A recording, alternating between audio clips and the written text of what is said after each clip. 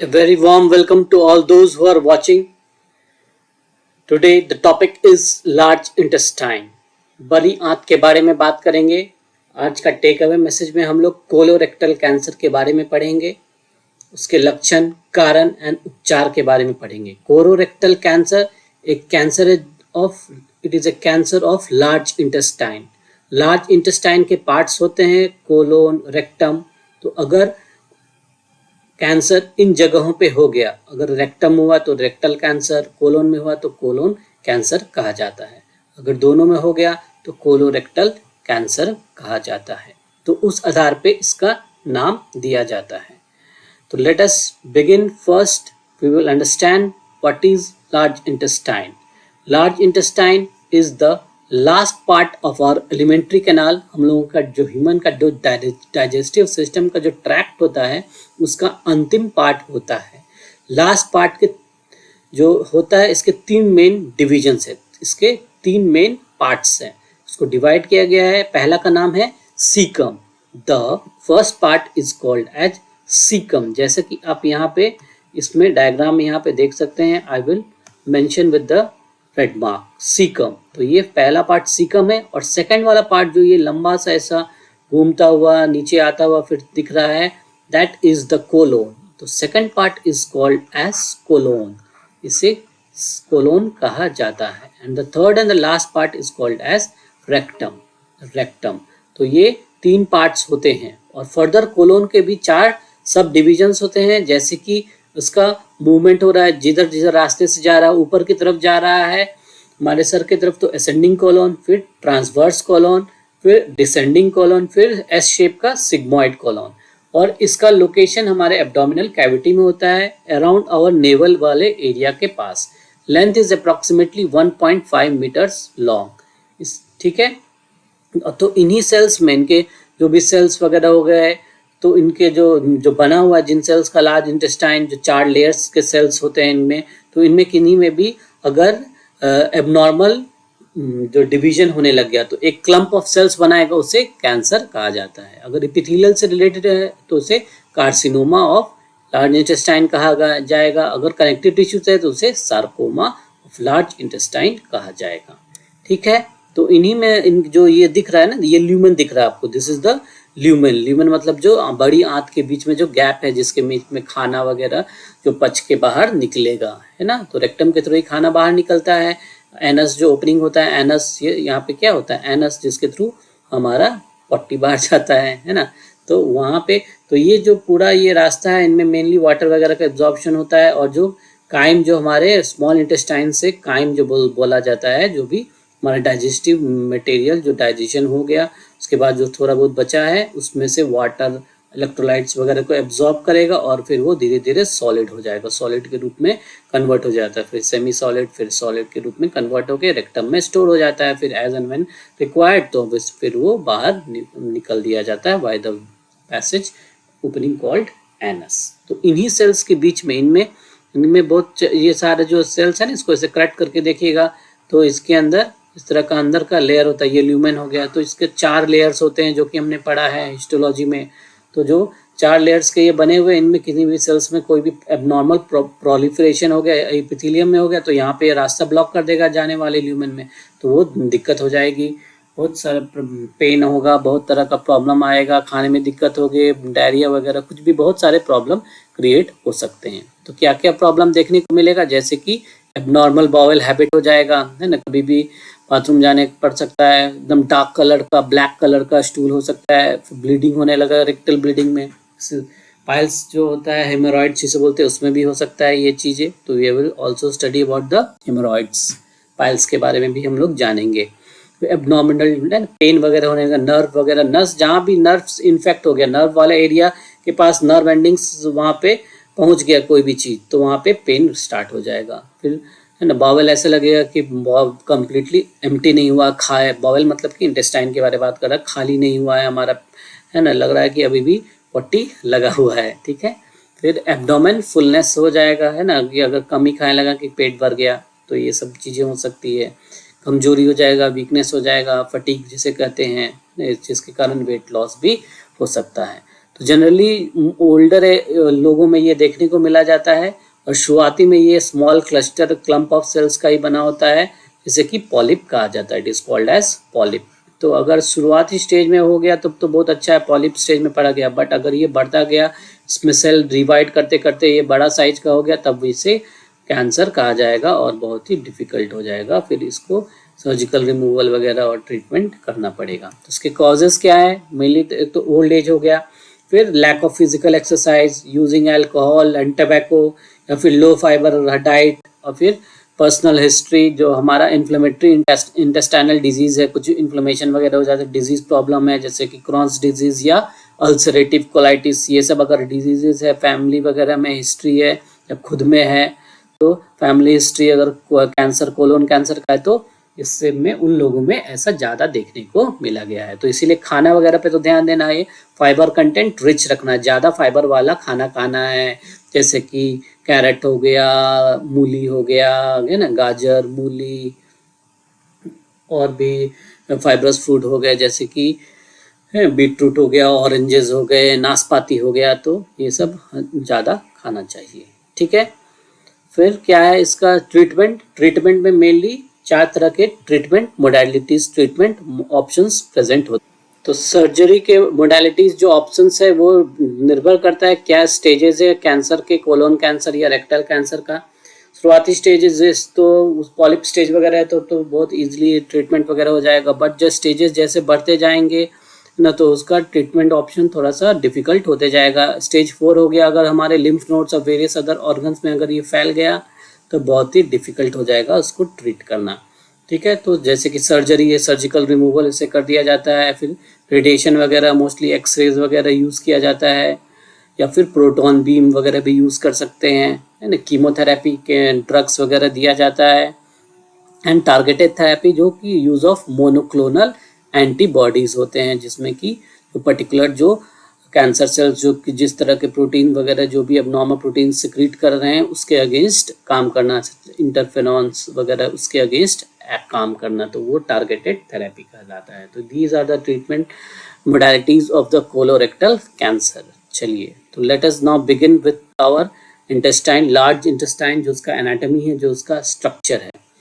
जो फर्स्ट तो large intestine begin कहाँ करता है? जहाँ पे हमारा स्मॉल इंटेस्टाइन जो इलियम है, जहाँ पे एंड होता है, उसका नाम है इलियोसिकल स्फिंक्टर। इलियोसिकल वाल्व, है ना, वाल्व भी बोल देते हैं, या फिर इलियोस्फिंक्टर। ठीक है। तो वहाँ ये स्फिंक्टर हमेशा most of the time close ही रहता है ना, कभी कभी खुलता है जब वो खाना पचा, जो काइम है जो कि ज़्यादा एब्जॉर्ब हो गया, न्यूट्रिएंट्स एब्जॉर्ब हो गए ब्लड में, फिर उसके बाद उसको पास ऑन करना होता है। ठीक है। तो मोस्टली जो काइम है जो एंटर करता है सीकम में, तो सीकम में जो एंटर करेगा अप्रॉक्सीमेटली 6 सेंटीमीटर का ये स्ट्रक्चर होता है, फर्स्ट पार्ट जिसे कहते हैं।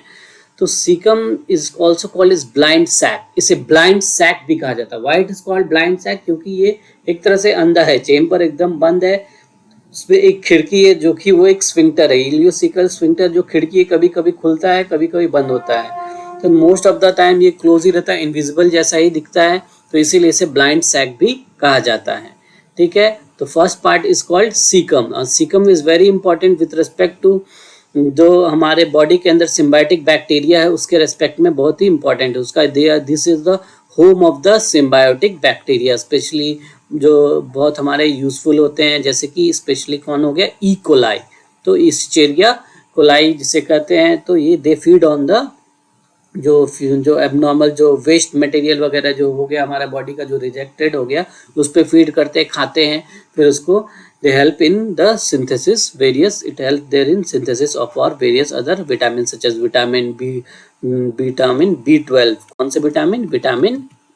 विटामिन B12 के सिंथेसिस में, vitamin B1, vitamin B2, vitamin K, तो इनके विटामिन वगैरह का सिंथेसिस में भी हेल्प करते हैं। तो जो हम फाइबर खाते हैं ना, फाइबर पे मोस्टली ये खाना फाइबर को खाते हैं, इसीलिए फाइबर रिच फूड खाने को बोलता है, ताकि हमारा इंटेस्टाइन बहुत अच्छे से वर्क कर सके, काम कर सके। और फिर फाइबर खाने के कारण बहुत स्मूथली जो फीकल फीसिस बन रहा है, जो वेस्ट प्रोडक्ट जो बन रहा है जो हमारे अंदर, वो भी बहुत स्मूथली मूव करता है।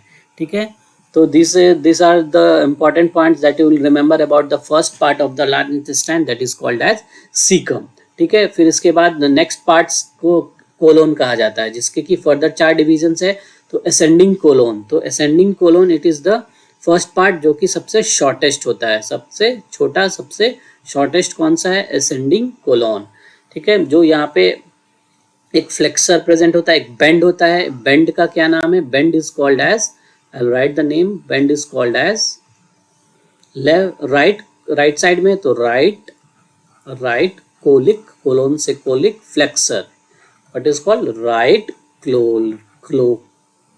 कोलिक फ्लेक्सर है, कोली. तो राइट कोलिक फ्लेक्सर, फ्लेक्सर मतलब बेंड होता है, तो राइट कोलिक फ्लेक्सर. और यहाँ पे लिवर लोकेटेड होता है, लिवर यहाँ पे कहीं पे मौजूद होता है इस एरिया में, तो इसे हेपेटिक फ्लेक्सर भी कहा जाता है. What it is called? Liver is stand, hepatic stand for hepar, liver का दूसरा नाम है, तो हेपेटिक फ्लेक्सर भी इसे कहा जाता है. ठीक है, तो ये 2 नाम आपको याद रखना है. सिमिलरली फिर वो हमारे ग्राउंड से पैरेलल होकर बेंड हो जाता है 90 डिग्री, और उससे जो हमारे अर्थ से जो पैरेलल है colon, that is called as transverse colon. और फिर वहां पे एक और बेंड आता है, that bend is called as left side हो गया तो left colic flexure. What it is called? Left colic flexor.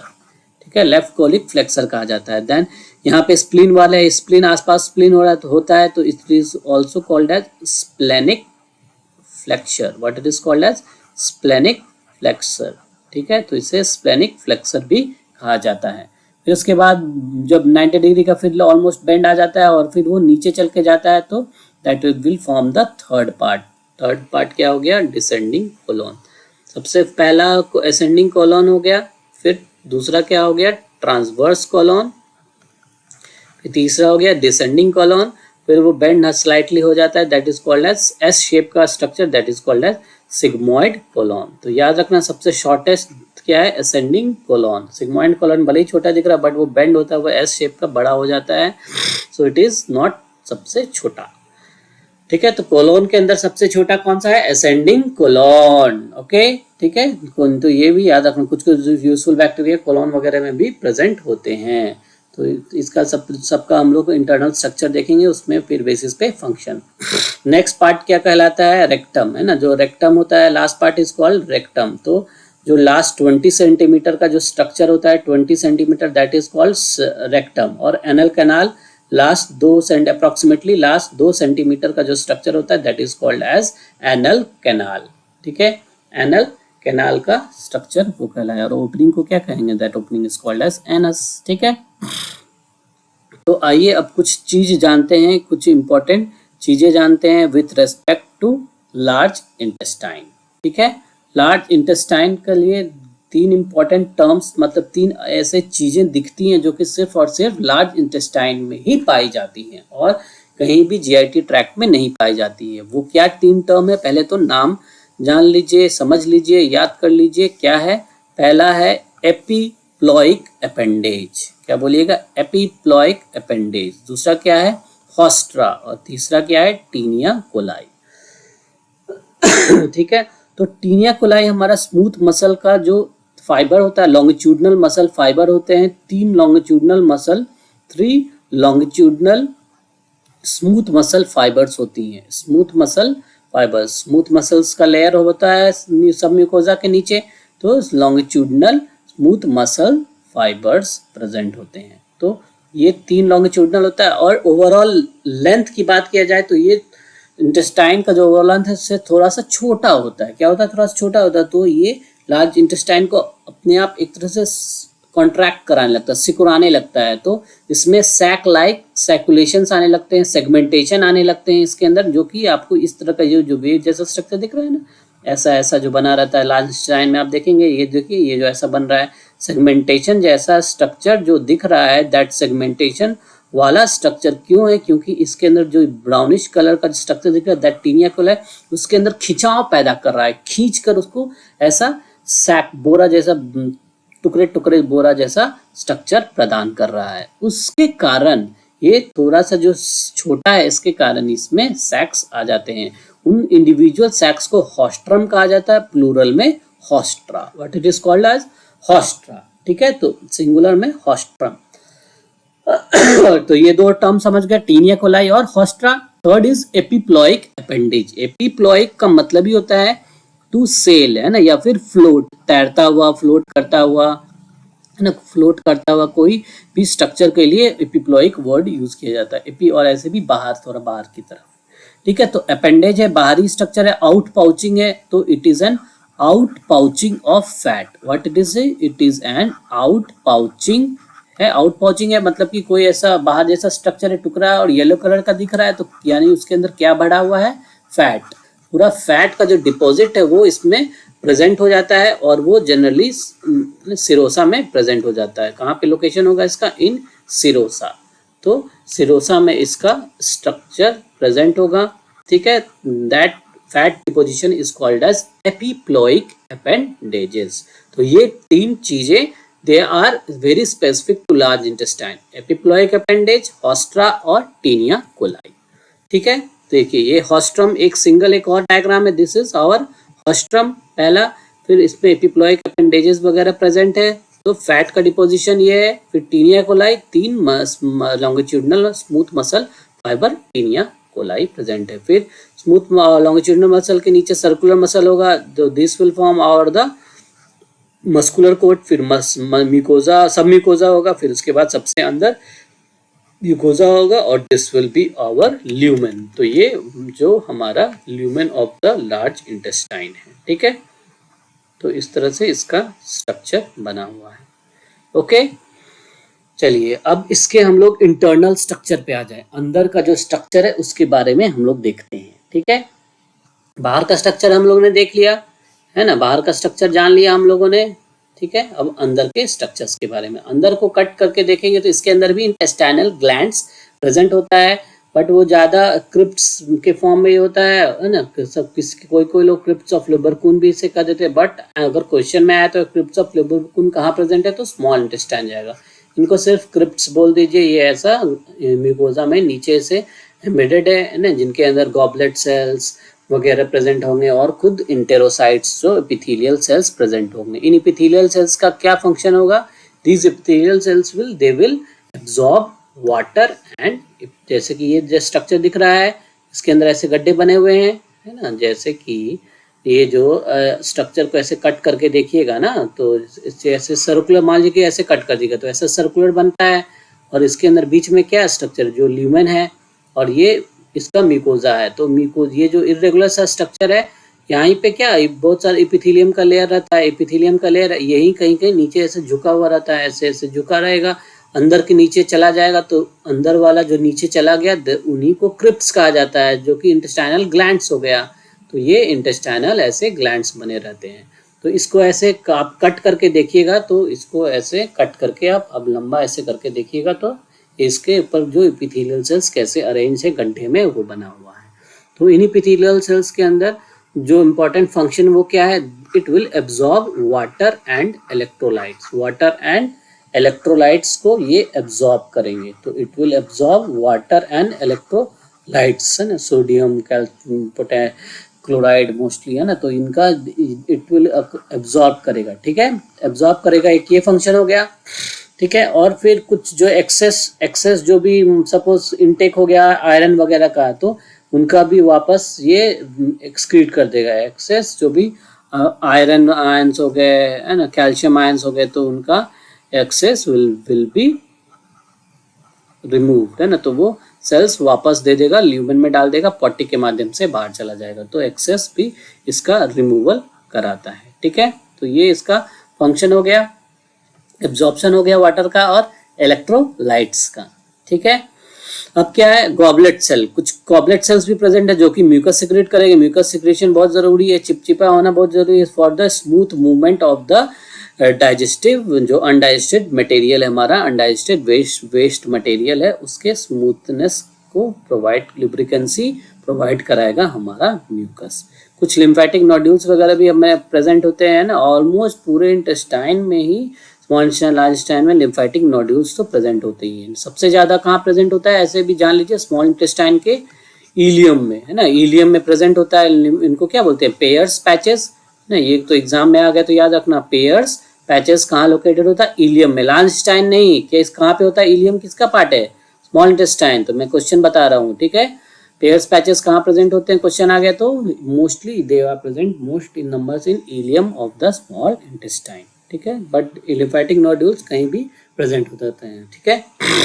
चलिए तो ये कुछ फंक्शंस हैं हमारे लार्ज इंटेस्टाइन के बारे में, ठीक है। और एक तो फंक्शन ये हो गया कि जो सिम्बायोटिक बैक्टीरिया है ना, जो भी सिम्बायोटिक बैक्टीरिया वो जो सिंथेसाइज कर रहा है, जो मैंने बताया, तो सिम्बायोटिक बैक्टीरिया वाला भी एक फंक्शन याद रखना है। सिम्बायोटिक बैक्टीरिया क्या? विटामिन के, vitamin B12, vitamin B1, vitamin B2 वो सब सिंथेसाइज करता है। तो ये भी they feed on mostly the हमारे जो वेस्ट प्रोडक्ट का जो मैटर है, फीकल मैटर, उस पर खाना खाते हैं, ठीक है।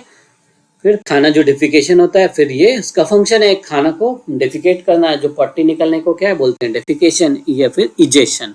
तो फिर उससे जो रास्ता से आता है इसे एनल रेक्टम में स्टोर होता है ना। It is stored in the rectum, और वो एनल कैनाल के माध्यम से होते हुए एनस से ओपनिंग से बाहर निकल जाता है।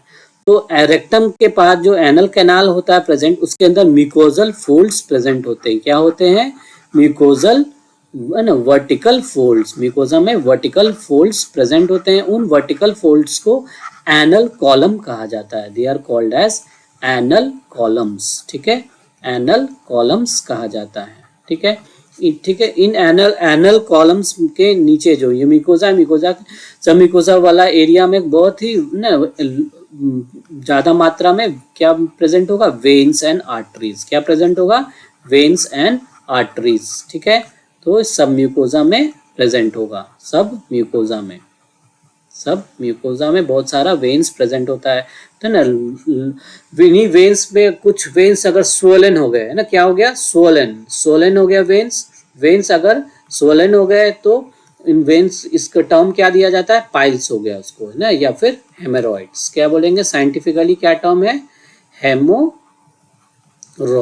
ठीक है। तो इनको हेमोरॉइड्स कहा जाएगा और कॉमन भाषा में पाइल्स कहता है, ठीक है। तो क्या होता है जब सोलन वेन्स वगैरह हो गए तो फीकल मैटर, फीसिस जो यहाँ जो निकल रहा है, जो फीसिस सपोज यहाँ से निकलेगा तो ये इससे होता हुआ गुजरेगा, तो इसको ये इस प्रेशर पड़ेगा वेन्स वगैरह पे, तो इसीलिए वहाँ पे ब्लीडिंग हो जाता है। म्यूकोजा, सब म्यूकोजा से ब्लीडिंग होने लगेगा, तो वो ब्लीडिंग भी दिखता है पाइल्स में, इसे हेमोरॉइड्स कहा जाता है, ठीक है। तो ये this you have to remember about the haemorrhoids नाम, है ना। आजकल बहुत कॉमन हो गया because of very bad intake of food, है ना, फाइबर रिच फूड नहीं खाने की वजह से, ठीक है। और ग्रीन लीफी वेजिटेबल्स वगैरह सब कम खाते हैं इसलिए, ठीक है।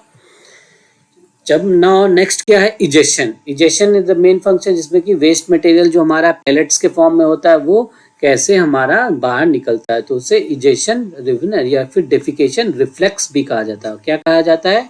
Defecation reflex. तो हम लोग क्या पढ़ रहे हैं? डेफिकेशन रिफ्लेक्स, है ना। नर्व एक एक्शन है हमारा जो नर्व से के माध्यम से कंट्रोल होगा।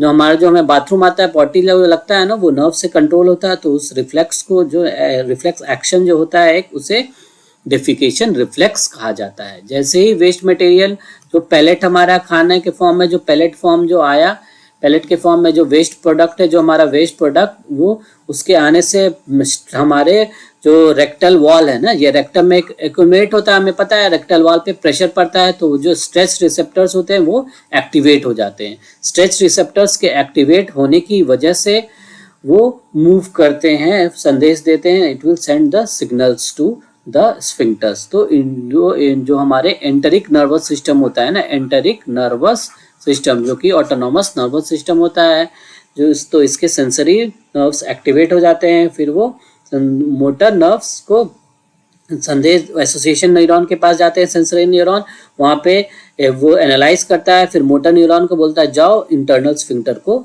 दबा डालो, खोल डालो, कॉन्ट्रैक्ट कर दो, रिलैक्स कर डालो।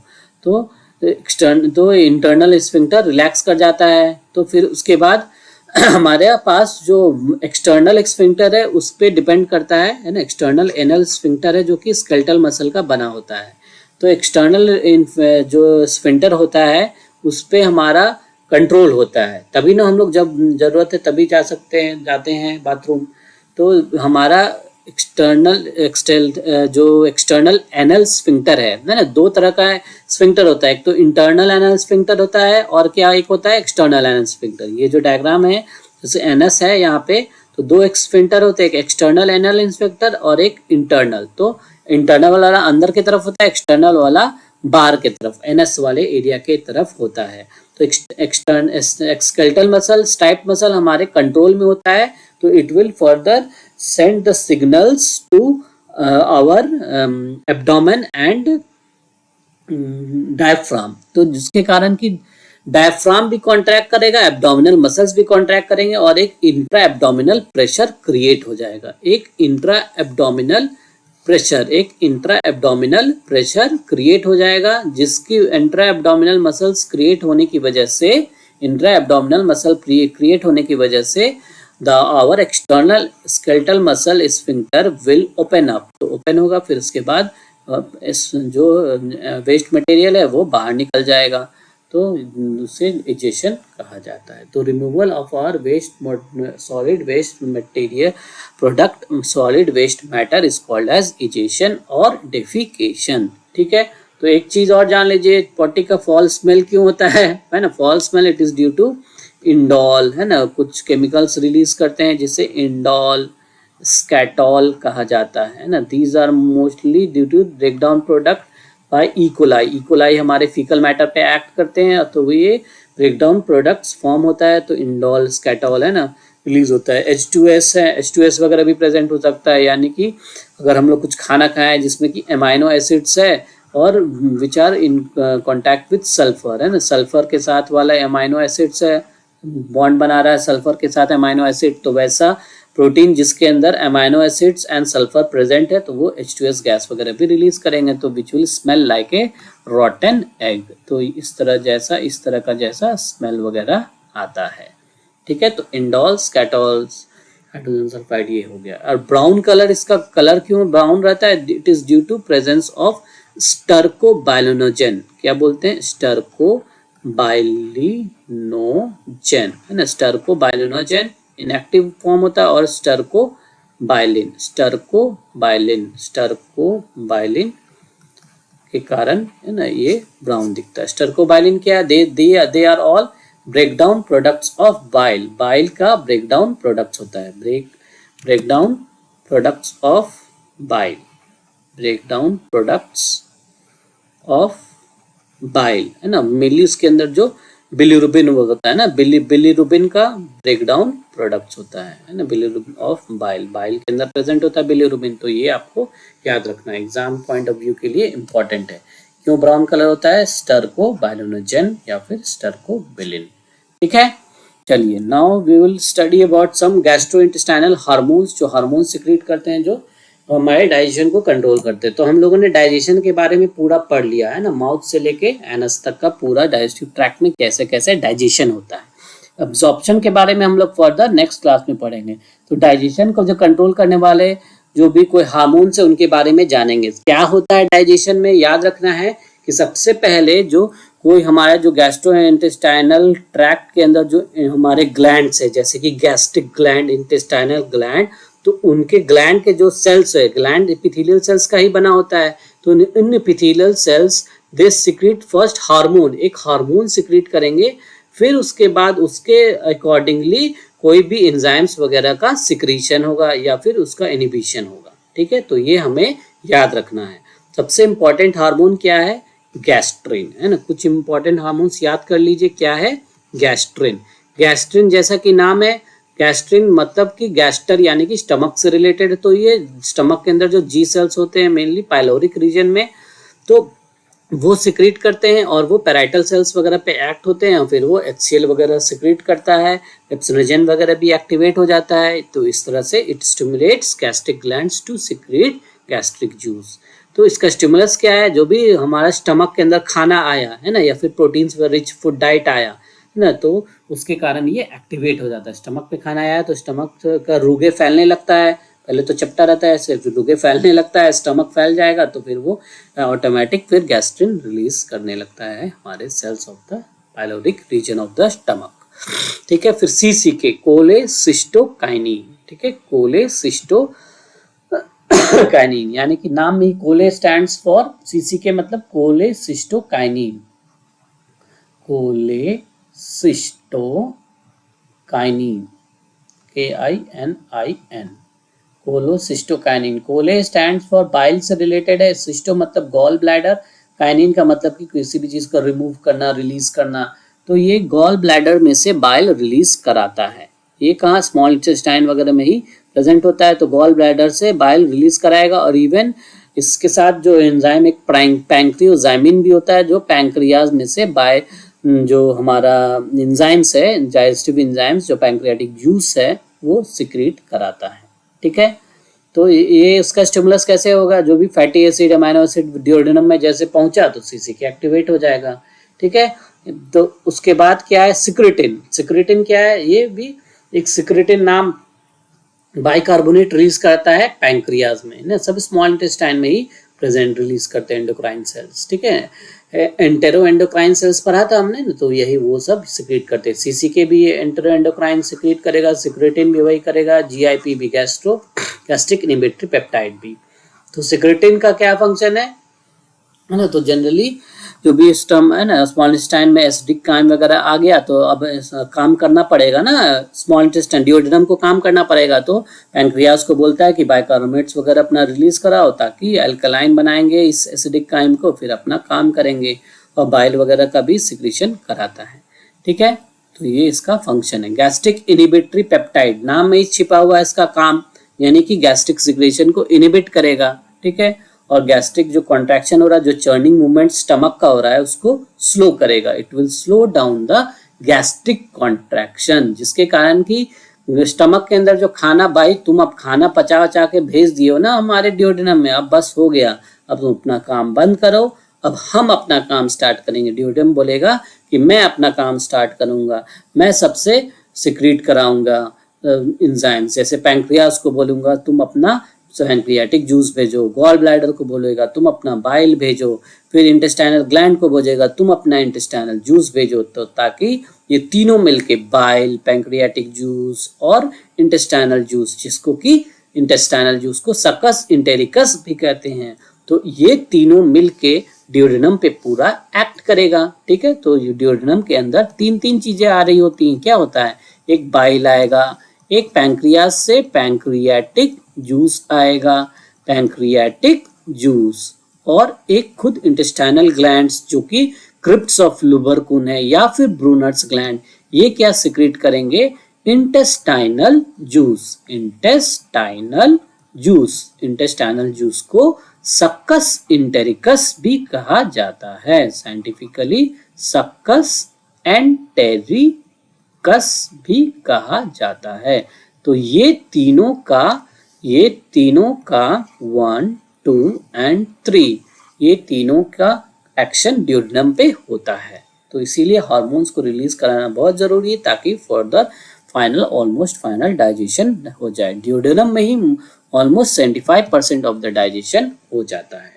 एंड देन जो एब्जॉर्प्शन है ज्यादा इलियम में सबसे ज्यादा होता है।